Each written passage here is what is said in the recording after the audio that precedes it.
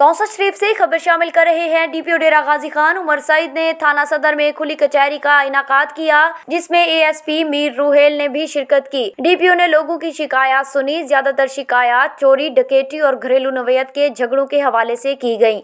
उन्होंने शिकायत पर मौका पर हिदायत जारी की। इस मौका पर उन्होंने थानों में घरेलू झगड़े हल करने के लिए मसालेहती कमेटियां बनाने के अहकाम जारी किए। उन्होंने कहा कि पुलिस को क्राइम मंशियात फरोशी के खिलाफ काम करने दिया जाए।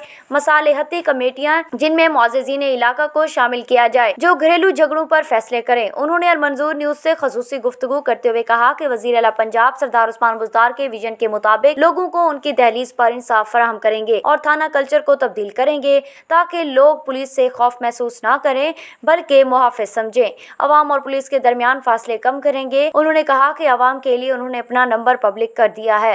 पुलिस के हवाले से किसी किस्म की भी शिकायत के लिए अवाम बराह रास्त उनसे रब्ता कर सकें। जी, बिस्मिल्लाहिर्रहमानिर्रहीम।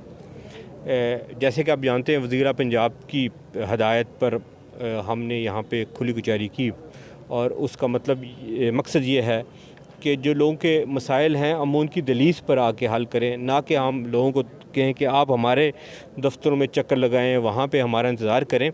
तो इसका मकसद ये है। इसमें आज क्योंकि ये इस सर्कल में मेरी पहली खुली कचहरी थी, तो आहिस्ता आहिस्ता मैं समझता हूँ लोगों का इत्मीनान मेरे पर, हमारी फ़ोर्स पर, डेरा गाजी खान की अफसरान पर आहिस्ता आहिस्ता वो इत्मीनान होगा और वो लोग जो हैं अपने दिल की बात करेंगे, बिला खौफ बिला झिझक करेंगे। आज भी काफ़ी लोगों ने इश्यूज़ उठाए, उनको हमने फ़ौरी तौर पे रिज़ॉल्व किया। वो मसाइल कुछ छोटी नौइयत के थे। एक 302 की तफ्तीश थी, जिस 302 की तफ्तीश मैंने एएसपी साहब को बताई। कुछ और मामलात थे जो कोई एक इंक्वायरी थी वो अपने दफ्तर में रखी। एक दो मुकदमात दर्ज होने थे जो मैं समझता हूँ होने चाहिए थे, वो अपने किए। इन सारों का मकसद ये है कि लोगों का इत्मीनान जो है वो बहाल हो। लोगों के जो आम बंदा है उसके दिल में पुलिस के लिए मोहब्बत, उसके दिल में पुलिस के लिए मुस्कुराहट हो और क्रिमिनल के दिल में पुलिस के लिए खौफ हो।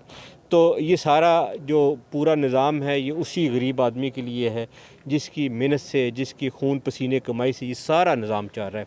अगर उसको हमारे थानों में इंसाफ ना मिल सके तो ये हमारे लिए बड़ा लम्हा फ़िक्रिया है, हमारे लिए बड़ा अफसोस का मुकाम है। तो ये इसका मकसद ये है। जी।